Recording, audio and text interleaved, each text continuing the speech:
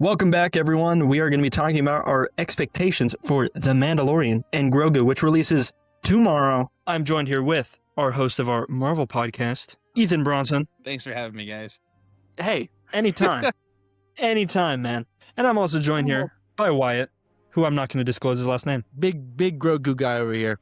Big fan. Big Grogu guy over here. Big fan of Grogu. Dude, I'm a big Road to the Hut fan. All right. Is that Jeremy Allen White? It's supposed to be.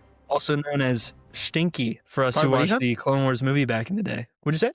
I thought you were talking about Ethan. Sorry. No, I wasn't calling Ethan Stinky. Stop. Anyway, so The Mandalorian and Grogu comes out tomorrow. What are your guys' expectations and thoughts about Star Wars as a movie format right now? You right there in the red. Well, do you want my expectation on the movie? Absolutely. I got 4 words for you.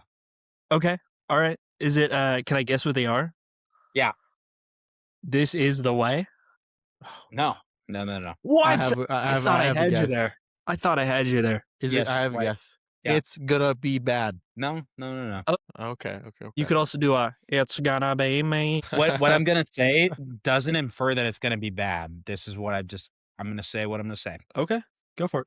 3 episodes tied together. That's what it's gonna be. Let's One of those let's is a tie number. up this controversy right here. It has been clearly stated so many times that season 4 was scrapped or pushed aside, and this was written on its own as a movie. And people keep saying this, and I know a lot of people are just using it as a criticism gonna because of believe the vibe. I know, but I'm just saying this was a movie that was written by itself as a standalone. You in the black shirt right there. My initial thoughts was also gonna be that I'm worried it's just gonna feel like one long episode. Okay. See, that's fair. To I me, think those are 2 different things, though. Okay. 3 episodes cool. in one and 1 long episode, I think, are 2 different things. gotcha. I You're love saying The like a Mandalorian and full. Grogu This as is well, like you one know. thing. And So I don't mean that in a bad way. have you I guys? more just mean like your structure way. You know, they're gonna like We're cutting off the Mandalorian and hook. Grogu. I'm sorry. No. Oh, I thought you said cutting off the hook. I thought you were saying he was getting into it. But no, it's completely fine. You can say whatever you're gonna say. I think that it's just gonna feel like, you know, it's gonna follow the same kind of structure the episodes did. Where like Grogu's gonna be Grogu. He's gonna eat some Classic. things. I love He's that gonna- green guy. I love that guy. He's gonna put Mando in trouble. But I think it's gonna be like it's gonna feel like one long fetch quest in a video game, but on a movie. You know, like someone's Yeah. gonna approach them and be like, "Hey, you gotta go do this thing," and they're gonna go do this thing, and then There's some the funny commercials stuff's right there. some stuff's gonna happen along. I know I'm describing plots of movies, but like stuff's But gonna that- happen that along is- the way. yeah.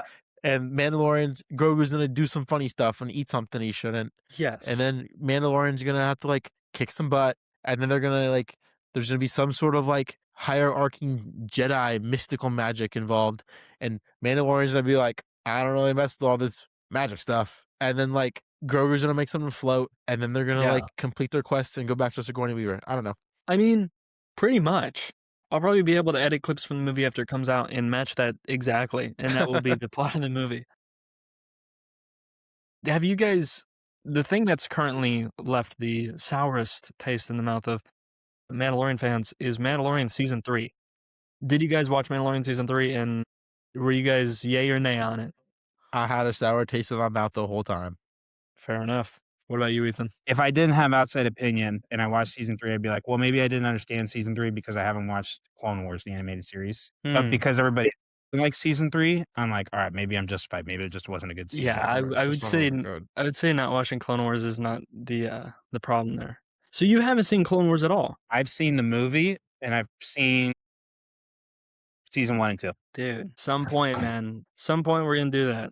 I guarantee you. I want to do it though. I want to do it in like the 3 episode breakups where you like watch Yeah, Attack of the Clones and then you watch like season 3 and 4 and then you watch like the 3 format episodes. the format that I am doing my current rewatch has been the greatest viewing experience of Star Wars I think I've had at home. Mhm. Like especially there's a run from Attack of the Clones straight into Clone Wars that is fantastic when you're watching it chronologically, which Yeah. is very, very fun. So about Mandalorian and Grogu, I think yes, this was a easy move, and it could be better. Don't get me wrong. I haven't seen the movie, but I'm just going with the basic as a concept. It could be better, but I also don't think Star Wars is beyond just doing a fun family movie. That's a popcorn fun movie. I don't. People act like it's above that, but I don't think there's anything wrong with that. Especially if you look at the lineup that they have going on right now. They have Starfighter releasing next year, which has music by Thomas Newman. Ryan Gosling is starring in it. It's directed by someone who just did Deadpool and Wolverine, which is one of the not highest acclaimed, but highest fan acclaimed movies in recent years. So I think this is just let's get the ball rolling. And then next year, and it is also the 50th anniversary of Star Wars. So next year is the real year where all this is going to start kicking into gear, I think. And overall, as a company, I think they're really getting the ball rolling. We're getting like 3 video games this year, everything. Respect the Star Wars franchise for not following the MCU route where they feel like everything needs to be in chronological order. And they're like, you know what, let's go do an anthology series. Let's go revisit Obi-Wan Kenobi, even though I've got I think small issues with Obi-Wan Kenobi. I actually think Kenobi was definitely the biggest dip in the Star Wars community, and I think it's what raised a lot of the current negativity. my only issue with Kenobi, I'll keep this short because I know we're not talking about it, is the Leia storyline. That's the only part I have an issue with. Everything else I think is great. That was my favorite part, to be honest. But so I do respect them for not following the formula. Yeah. But at the same time, they're going about it in a way where it's just like, how can we get as much cash as possible? Yeah. I'm not a big Ahsoka, not fan, but like person of knowledge on Ahsoka. So I actually personally made a decision not to watch Ahsoka until I watched Clone Wars and Rebels because I know that's really, yeah. That's really interesting. Dude, you're making me want to jump into this, but I'll hold off. That's really fun. So, and what I've heard about Ahsoka, and even what I saw, was it Mandalorian season 2? She was introduced. Yes, like that didn't feel as much of a diversion of the character, but the clips that I've seen from Ahsoka season 1 and 2 does feel like a diversion from her character in Clone Wars. And yes, I know there's a considerable age gap. Yeah, but it does feel like a casting and all that. And like the actor, what's her name? Rosario Dawson. Rosario Dawson. Claire Temple in the MCU. I like Rosario Dawson as an actor. Yes. Actress. Yes, sorry. So that's about all I'll say. I respect them for trying new things. And I think what gave them the green light to do that was Rogue One. And really props to them for doing that. I mean, that was such a bold decision to do at the time. Crazy. That it wasn't a Star Wars titled movie. And they're like, you know what, let's go explore this thing that has like really just like a one line in A New Hope, and they decided to go make a whole movie out of it, and it was a wild success from a box office perspective, but also a story perspective. And then I believe the next is crazy. And then the next project after that was not Star Wars titled was Solo. Yeah, there was only 2 anthology films. So Mandalorian and Grogu is our third, if you don't count Star Wars: The Clone Wars animated movie released back then, or the Ewok movies and all that, which aren't canon. And yeah, it flopped at the box office for its own reasons, which Brady's talked about before. Tragedy. But they kept trying, and The Mandalorian was a good jab at trying to do it.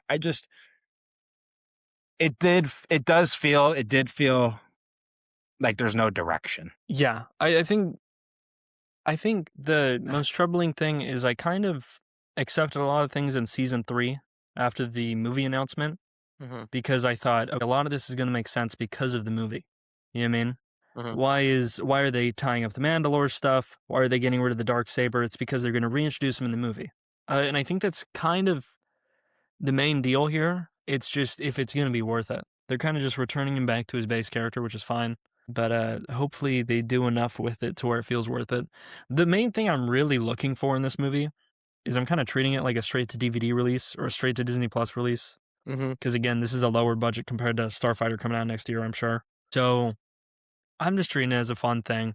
And this is also just because these are the most recognizable characters to people that aren't huge Star Wars fans. The title's explaining that Baby Yoda is Grogu catching people up. And we'll just see if that other Mando movie happens after. We'll see how that goes. Really, with Dave Filoni being the co-president of Lucasfilm now, we'll see how that goes. What is that? Are you speculating they're going to make a second one, or are they planning on it? So they had an announcement that Dave Filoni would be directing a movie, and it would be Heir to the Empire. Heir to the Empire was a book back in the day, after the release of Return of the Jedi, about Thrawn basically trying to take over. So the assumption with that is in those books, it was Luke, Leia, and Han Solo. My presumption is we would be having our new Disney Plus heroes replace them. So our Jedi character would be Ahsoka. Our Han Solo cowboy character would be Mando. And then instead of Leia being our rebellion person, it would be Hera from Rebels and Ahsoka.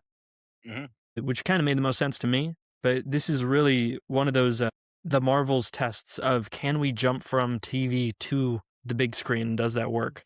And I don't know, we got Ahsoka Season 2's coming out next year. We thought it was going to be the end of this year, and now it's next year. And we'll have to see how that goes. Mind you, Dave Filoni's still newish to live action.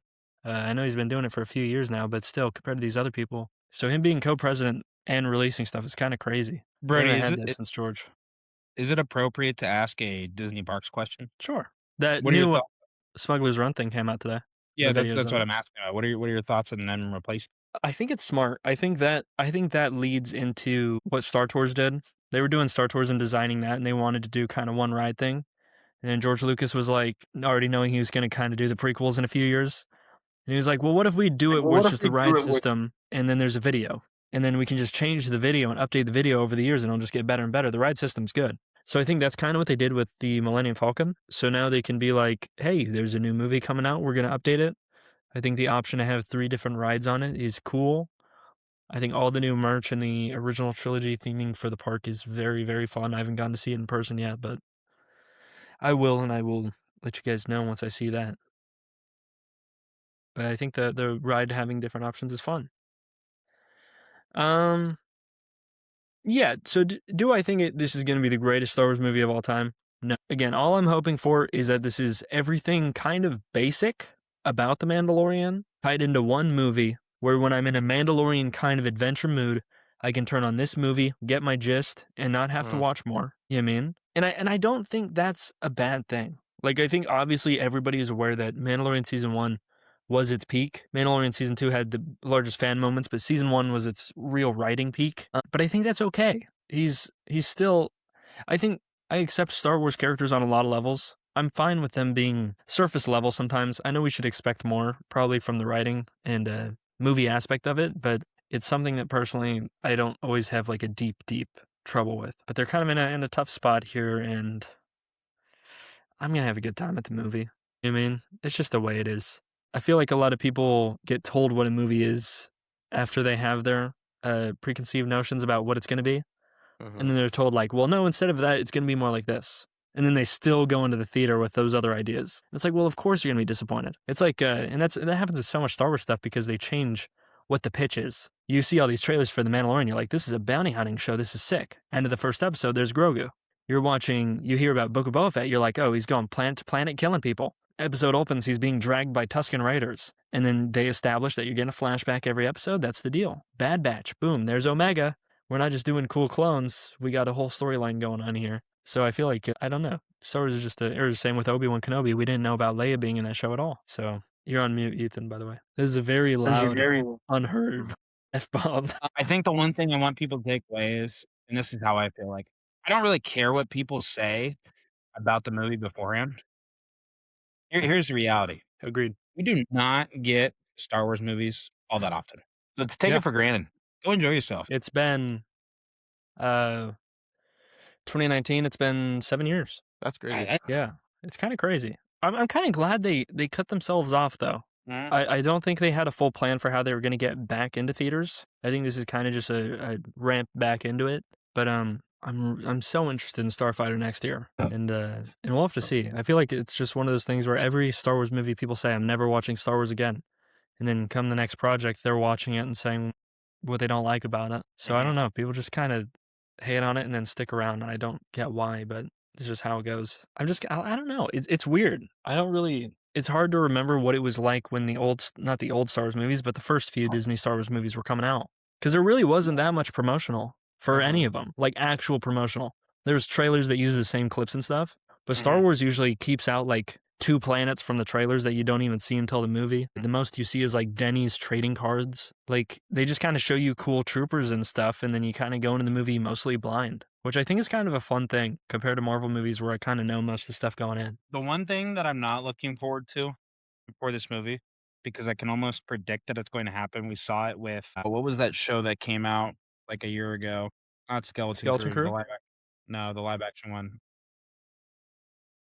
Andor? Maybe it was 2 years ago. No. The other Skeleton Crew, Andor, Kenobi, Mandalorian and Grogu. No, the Mandalorian One that was like damn near Old Republic, super old. Oh, The Acolyte. The Acolyte. I feel like they're gonna do something like this again, and this has been kind of their theme, where they're like, "Well, let's bring back this character we haven't seen in live action or we haven't seen before." I can almost see it right now that the end of the movie is gonna tease some character we haven't seen in a long time or the first time in live action, and people are Cal like, "Oh, Kestis. okay," but if they No, did not that, Cal I'd be Kestis. excited. Cal Kestis isn't going to be there. Cal Kestis is He's going to probably die to dead. Darth Vader. He's probably dead already. Guaranteed. Which, by the way, where's that game at? I think that game's going to come out next year, maybe. Supposed to get I think announced kind that's of on soon. the 50th. I'm hoping that's next year for the 50th. Brody, yeah. do you have this? If there's gonna be a character spawn out of nowhere? I don't know. They're kind of already trickled about, which is an interesting approach. Some people call it like a glup. I don't know if I can say the last part of that, but yeah, I don't know if that part would need to be censored.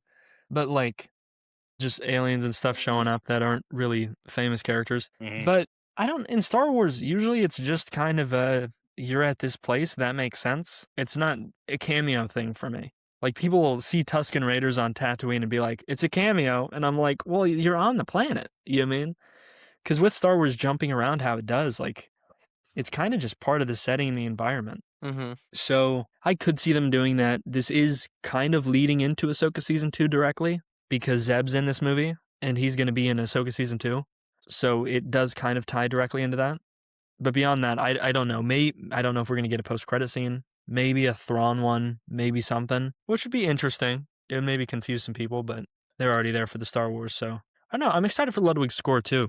Ludwig didn't score Season 3, so I'm very excited. I've been avoiding the soundtrack since it's released. And I'm seeing the movie twice. I'm seeing the movie once, and then I'm seeing it in IMAX in a few days, so I'll let you guys know how it is. We'll see. Star Wars, I feel like you have to let it age a little bit.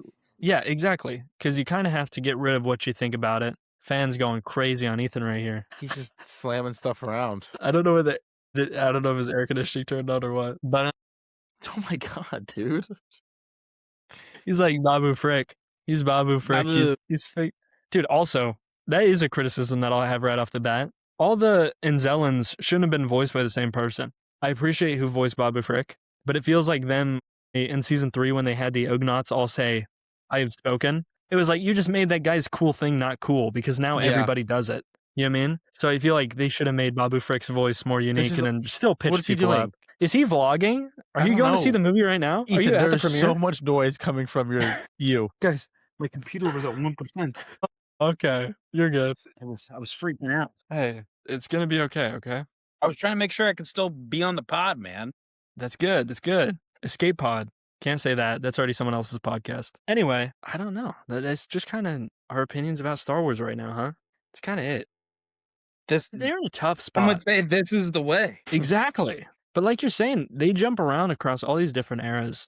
So they're really in a tough spot. You know what I mean? When it comes to making stuff, I'm not saying that that's an excuse. But I mean, they're trying to appeal to people that watch Clone Wars, that are fans of the Old Republic, that are, you mean? It really is a difficult thing to manage because, I don't know, you just have to do each thing individually, try to market it. And the movies are a different thing where you're trying to get everybody to watch it. I will say, I appreciate that Pedro is actually on the tour for this movie. I didn't think he was going to be in the tour for this movie at all, for the advertising. So that part impresses me. Mm-hmm. I don't know if you want this to end right now. I do have one more question for We you. can.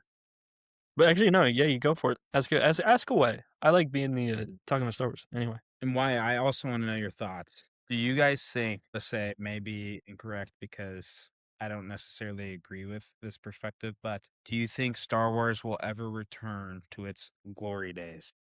No. I think its glory days is in television. Like it's new. It's new ones.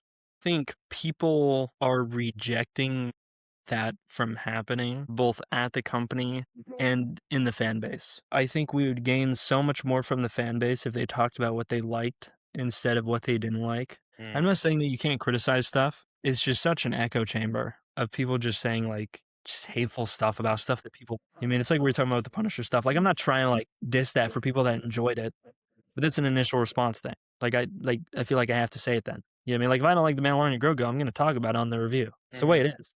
When it's a review like that. But when it comes to like after the fact, going after people that liked something and saying they can't, like that's where the Star Wars community is like, I'd say like 90% worse than the Marvel community. Like, it's bad. So I feel like that's kind of what I'm most worried about going back to movies. Because it's not even the movies themselves, it's like the community. Just in that environment. And the glory days, I think that we'll get different Star Wars, which I think is the good thing. I think that we'll get different Star Wars like Andor, different creatives and stuff coming in and doing their own thing, which is the fun stuff. I think, like, obviously every single one's not going to be a hit, but Star Wars at least is constantly reaching out to new people that are creatives and seeing what they want to do with Star Wars. Sure, 110% of those scripts get rejected or end up getting lost, but they try to do it. And with the new expectation of a movie a year, we're going to be getting more of those scripts that we weren't getting before. Now that we're kind of filtering through these Taika Waititi scripts and everything like that, and the Lando movie script. I'm not saying those are going to be the next to happen, but we're going to be seeing a movie every year, presumably. I don't know how many shows will continue. I think we'll still be getting a few here and there, like one animated show a year, like Maul Shadowlord currently, and then we'll just have to wait and see. I think the glory days, I don't think it'll ever go back to the George days. It's something that I never understood. As the glory days. Yeah, I think the reason I love when there's behind the scenes about Star Wars stuff is the more I know about the person that was behind a project, the more I understand that project. And most Star Wars projects are a reflection of what that person got out of Star Wars. Like J.J. Abrams liked the adventure and the fun of it and the spaceships and just the fun stuff. So of course his movies are delving more into that than the political side of things. That's what he got out of it. You know what I mean? Rian Johnson focused on the twist part of it, of the I am your father twist. And he's like, okay, well, then I'm going to try to throw as many twists as I can into a movie. Rogue One, John Knoll was like, well, we're kind of Spielberg adjacent since he did Indiana Jones with ILM. So Spielberg's done some war movies. Let's try to make that, but in Star Wars. So that was an amazing idea right there. So I don't know. I never got the expectation that everybody was going to be able to do what George Lucas did. Like that's he set such a high bar for Star Wars, and he's making his museum now, and it's incredible. But fans were just hating on the stuff he was making, and he was losing money while doing the stuff that he was making because he was dumping it into Clone Wars, which thank God he did. But I don't know. I just never expected it to be George's Star Wars. When you watch the behind the scenes, you're like, oh, why does Kenobi have Leia in it? Well, because Deborah Chow was the showrunner, and she couldn't find a personal connection to the Anakin and Obi-Wan thing. So she was like, well, let me write a father-daughter story kind of in there. And that worked for me. I mean, once I found out she was like what she thought behind the scenes and stuff. Yeah. So yeah, I don't think we'll ever get George Lucas Star Wars again. But I think people inspired by stuff that he did will get parts of that heightened. Like Rogue One is just heightening the war aspects of the original trilogy. Solo is just heightening the Indiana Jones adventure side of it. So I think we'll just continue getting stuff like that, which I'm completely fine with. Yeah. Any other questions? Anything covered? No. Those are all my questions for today, brother. Okay. Well, that is going to do it for this episode of We Talk About Star Wars, but we don't have a series talking about Star Wars right now, so we're just going to talk about Star Wars randomly. We have been talking about our expectations for Mandalorian and Grogu and Star Wars and everything currently going on with Star Wars. Let us know what you think about The Mandalorian and Grogu. No spoilers if you have seen it already. Please, guys, I respond to all the comments. If you spoil this movie for me, I will find you, and I will bring you in warm, or I will bring you in cold. Also, this helmet has a light on the side of it. Look at that. There's a replacement that doesn't have the light on it, and I don't know where that is. That's just a little fun fact for you guys. That is going to do it for this video. Thank you for watching Effortless Entertainment. Thank you to these guys for talking Star Wars with me. And thank you for watching. I hope you've been entertained. Whatever the outro is, roll whatever credits we got right now. See you guys. Bum bum bum bum bum bum bum bum bum bum bum bum bum bum bum bum bum. Are the credits going right now?